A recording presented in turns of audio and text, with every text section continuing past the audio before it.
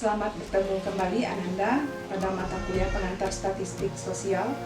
Untuk selanjutnya Ananda harus pahami dulu tentang pengantar statistik sosial. Arti kata statistik itu adalah merupakan, kalau secara sederhana kita melihat statistik adalah kumpulan data atau kumpulan angka yang terdiri yang dapat menggambarkan suatu situasi kondisi. Kenapa Ananda harus belajar pengantar statistik sosial?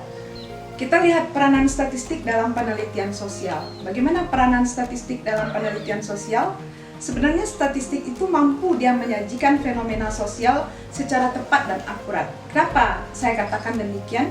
Karena dalam mengelola sebuah data penelitian yang terkait dari fenomena sosial, kita bisa lihat sebagai contoh, Ananda misalnya melakukan penelitian tentang pengaruh tingkat kriminalitas di Kota Padang. Artinya apa? Ananda harus mencari dan mengumpulkan data-data yang terkait dari data berapa banyak orang melakukan tingkat kejahatan di Kota Padang. Artinya apa? Ananda perlu data statistik. Ananda perlu data dari mungkin dinas sosial yang melihat sejauh mana ya sudah terjadi tingkat kriminalitas di Kota Padang. Nah, artinya Ananda harus bisa mencari data sesuai dengan fenomena sosial yang akan diteliti. Kemudian juga statistik akan memaksa seseorang peneliti itu harus bersifat tegas dan tepat dalam mengambil keputusan. Karena apa? Karena dalam pengantar statistik sosial ataupun statistik, ketika Ananda mengolah data, Ananda harus bisa menentukan apakah memang betul-betul ada berpengaruh tingkat kriminalitas terhadap perbandingan hasil pendapatan masyarakat di Kota Padang. Jadi biasanya dalam hipotesis atau asumsi kita akan mengatakan berpengaruh atau tidak berpengaruh. Nah, artinya statistik mampu memaksa secara tegas peneliti untuk mengatakan ya atau tidak. Kemudian juga secara statistik itu merupakan alat yang tepat untuk mengatur data sehingga rapi dan mudah dibaca. Nah, jadi ketika Anda melakukan penelitian data kuantitatif, statistik itu mampu dia mengungkapkan data berapa banyak, misalnya tadi dari melakukan penelitian berapa tingkat kriminalitas masyarakat di Kota Padang, Anda akan mampu membaca data per tahun, misalnya dari tahun 2015 sampai tahun 2020. Kemudian peranan statistik yang ketiga, bisa kita lihat bahwa statistik itu merupakan alat yang tepat dalam mengatur data sehingga rapi dan mudah dibaca. Misalnya Anda melakukan penelitian tentang tingkat kriminalitas tadi di Kota Padang. Artinya Anda harus mendapatkan data pada tahun berapa diminta data untuk tingkat kriminalitas. Misalnya dari tahun 2015 sampai 2020. Artinya Anda harus mencari data-data berapa banyak tingkat kriminalitas per tahun dari jumlah yang sudah Anda buat dalam penelitian kuantitatif. Selanjutnya dengan perhitungan statistik, kita bisa memperkirakan tingkat taraf kepercayaan dan terkait terhadap satu kesimpulan. Misalnya, kalau kita mengkaji penelitian kuantitatif, kita sudah lebih bisa mengambil duluan kesimpulan. Contohnya, ada hipotesis ataupun asumsi yang sudah bisa kita katakan apakah dia berpengaruh atau tidak berpengaruh. Kemudian selanjutnya, proses yang diteliti dan dirumuskan, itu bisa kita ramalkan ke dalam beberapa temuan ketika terdapat kekeliruan. Artinya, kita bisa ketahui bahwa dalam sebuah penelitian kuantitatif, akibat dari data statistik kita bisa melihat sejauh mana kekeliruan yang sudah dilakukan dalam sebuah penelitian kuantitatif. Selanjutnya, peranan statistik ini mampu menyajikan analisa yang cocok dengan memilih uji data statistik. Jenis data dan penggolongan data, kalau kita lihat, data merupakan sekumpulan informasi yang diperoleh dari satu objek tentang ciri-ciri berupa hasil pengamatan dengan menggunakan panca indera baik secara langsung maupun tidak langsung. Data itu bisa terwujud dalam bentuk kuantitatif, misalnya volume itu dikaitkan dengan liter, ataupun jarak itu dikaitkan dengan meter, ataupun bobot dikaitkan dengan gram. Sedangkan data yang tidak berwujud bilangan itu disebut kualitatif, yaitu lukisan dari kualitas objek yang diamati, dan data berdasarkan sumber yang disebut dengan intern itu diperoleh dari sumber asli dan data ekstern di luar dari sumber yang asli. Selanjutnya kalau kita lihat data berdasarkan produsen atau data yang kita dapat hasilkan itu biasanya terdiri dari dua poin, yaitu ada data primer dan ada data sekunder. Kalau data primer itu data yang bisa kita olah sendiri dengan produsen, sedangkan data sekunder hasil penataan dan pengolahan data yang kita dapatkan dari pihak lain, itu dari data sekunder. Nah, misalnya kalau Ananda melakukan penelitian yang terkait dengan penelitian sejarah, artinya apa? Data primernya itu adalah narasumber yang Ananda dapatkan dari sebuah data primer. Sedangkan kalau Ananda mau meneliti tentang penelitian sejarah, data sekundernya itu adalah data pendukung dari apa yang sedang diteliti. Nah, kalau misalnya dalam penelitian kuanti, data primer yang Ananda dapatkan itu, yang Ananda ambil adalah data penelitian sampel dari sebuah penelitian, dalam sebuah penelitian itu kuantitatif. Sedangkan yang produsen penelitian yang terkait dengan sekunder itu adalah data penelitian yang merupakan data sampingan yang kita ambil berdasarkan materi atau penelitian yang Ananda tampilkan. Kemudian juga kalau data baru itu disebut dengan data mentah. Kalau kita lihat statistik itu sebenarnya dibagi atas beberapa golongan. Yang pertama ada penggolongan data statistik itu berdasarkan sifat. Misalnya yang poin A adalah data kontinu. Apa itu data kontinu? Ananda bisa lihat bahwa data kontinu itu merupakan deretan angka yang merupakan sambung menyambung. Contohnya, Ananda mengukur berat badan. Nah, kalau misalnya berat badan si A, si B, si C, si D. Nah, kita bisa buat poinnya dalam data kontinu, misalnya yang berat 150,1, 150,5 sampai 150,3 misalnya. Berarti berapa orang atau yang kita sedang lakukan penelitian 4 orang, kita urutkan data berdasarkan data kontinu. Kemudian ada data diskrit namanya, data poin 2. Data diskrit itu adalah data yang tidak mungkin dibagi dalam bentuk pecahan. Misalnya jumlah karyawan. Jumlah karyawan STKIP PGRI Sumatera Barat itu ada 350 orang. Nah, jika misalnya 350 orang itu terjadi kecelakaan, kemudian dia cacat, dan tidak mungkin orang itu 350 setengah. Artinya apa? Orang tidak bisa dibagi dalam bentuk pecahan. Itu data diskrit.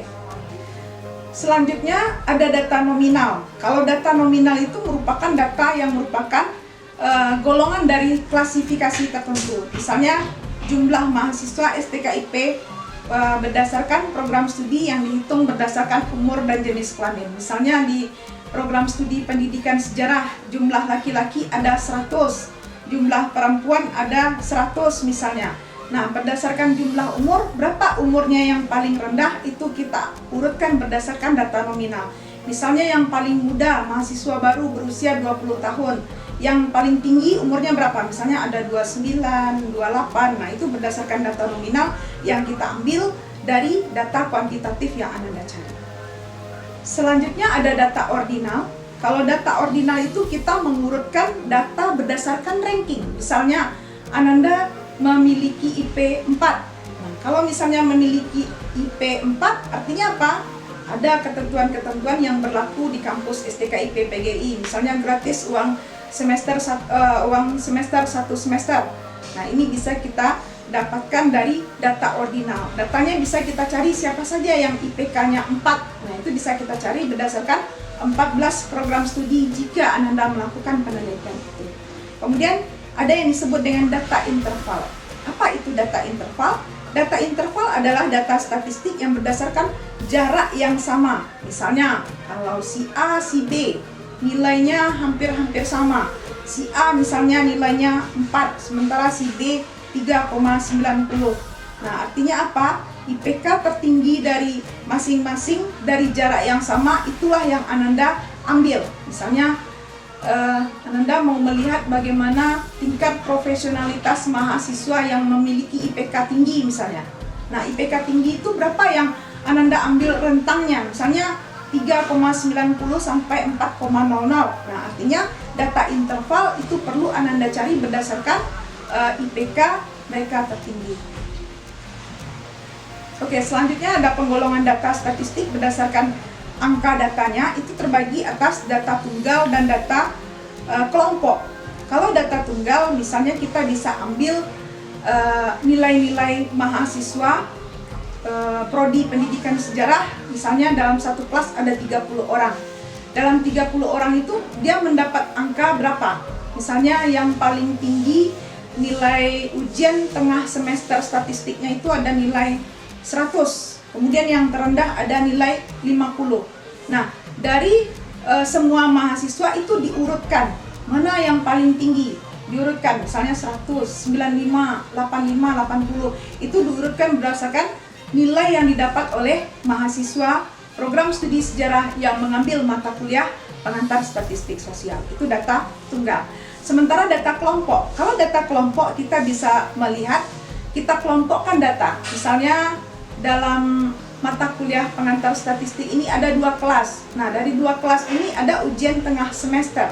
Dari ujian tengah semester kita ambil semua data, kemudian kita mengelompokkan data berdasarkan data nilai tertinggi, sedang, dan rendah. Misalnya nilai tertinggi 90 sampai 100. Kemudian nanti nilai sedang 70 sampai 60 dan begitu seterusnya. Oke, selanjutnya penggolongan data statistik berdasarkan sumbernya itu ada yang disebut dengan data primer.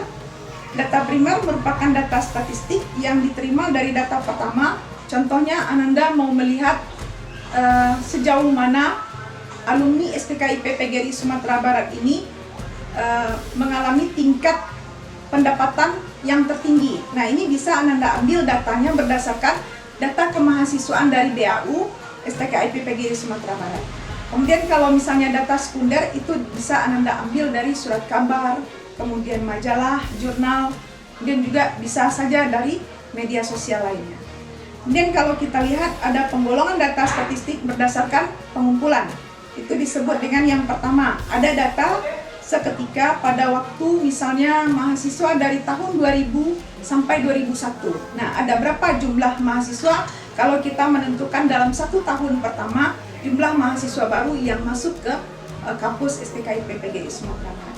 Kemudian selanjutnya, kalau kita lihat ada data urutan waktu yang mencerminkan perkembangan suatu hal, itu disebut dari tahun 2000 misalnya sampai tahun 2000 berapa? 2020. Nah, itu bisa Ananda urutkan berdasarkan perkembangan dari satu pokok persoalan yang diteliti dari penelitian kuantitatif.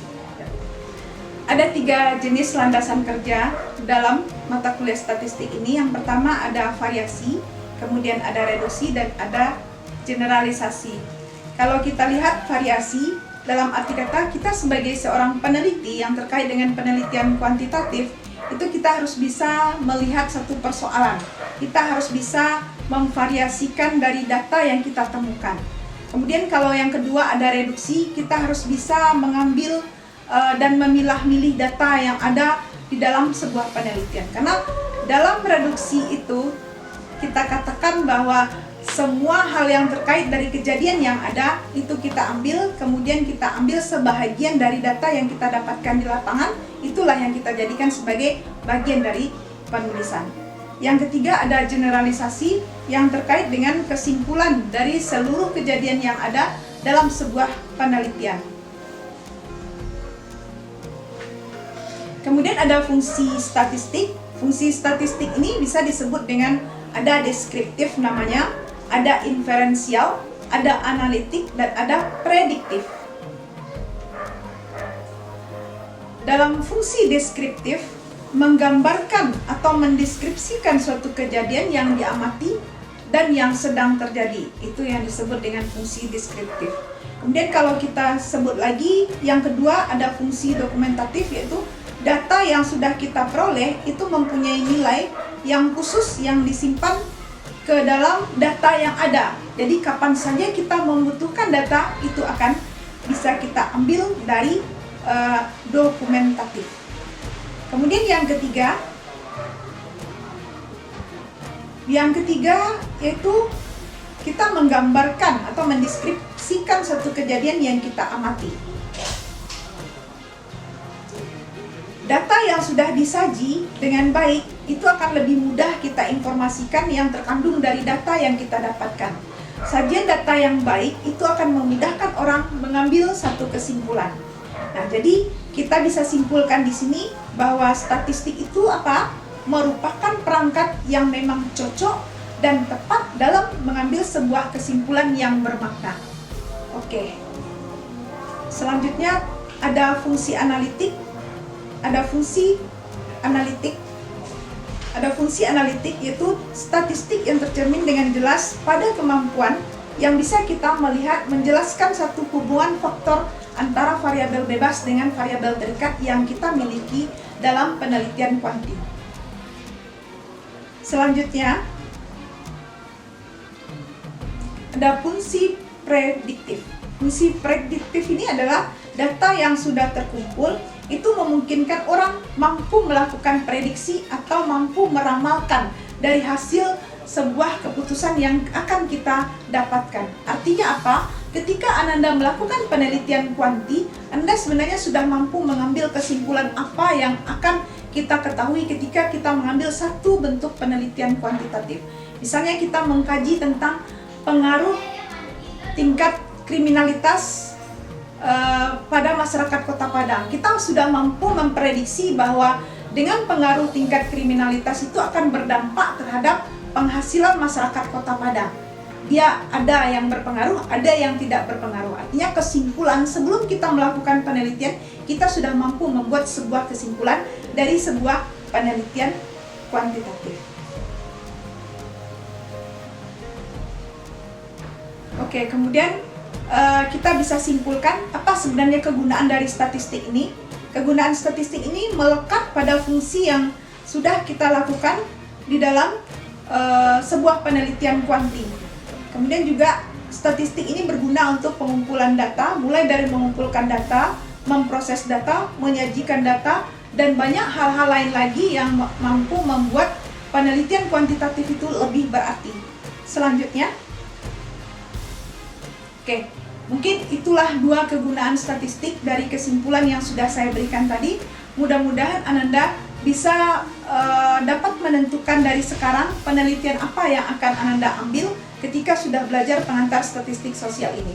Mau penelitian sejarah juga boleh, mau penelitian kualitatif juga boleh, dan penelitian kuantitatif juga sangat boleh. Artinya ketika Ananda melakukan penelitian kuantitatif, Ananda harus memahami apa itu statistik.